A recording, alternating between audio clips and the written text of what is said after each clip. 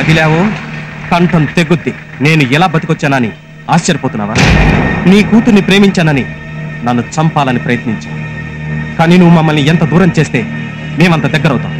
నువ్వు ఒప్పుకున్నా ఒప్పుకోకపోయినా 6వ తేదీ గురువారం మిథున లగ్నంలో నీ కూతురుతో నా పెళ్లి. నువ్వు మగాడివైతే వచ్చి ఆపుకో. మళ్ళీ మమ్మల్ని విడదీయాలని పిచ్చి పిచ్చి ప్రయత్నాలు చేస్తే ఈసారి లేచేవి భోగీలు కాదు, మీ శవాలు. బాయ్.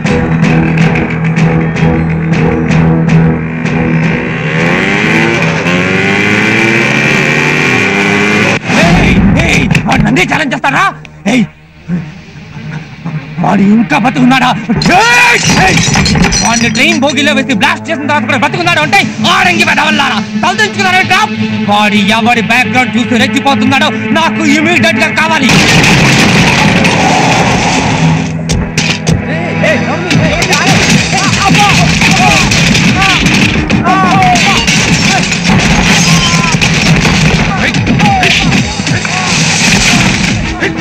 ఎక్కడ్రా చైతన్య గాడు? మిమ్మల్ని చూసుకున్నావు, మీ మాస్టర్ను చూసుకున్నావు, రెచ్చిపోతే వాడి ప్రాణాలు పోతాయని చెప్పండి.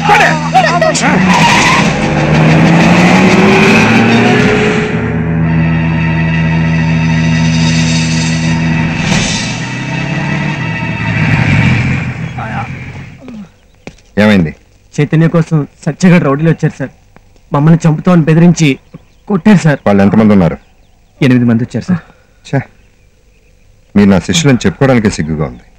మనకి సంబంధం లేని గొడవలో తలదొచ్చడం తప్పే, కానీ అనవసరంగా మనతో గొడవకు వచ్చిన వదిలిపెట్టడం అంతకంటే పెద్ద తప్పు.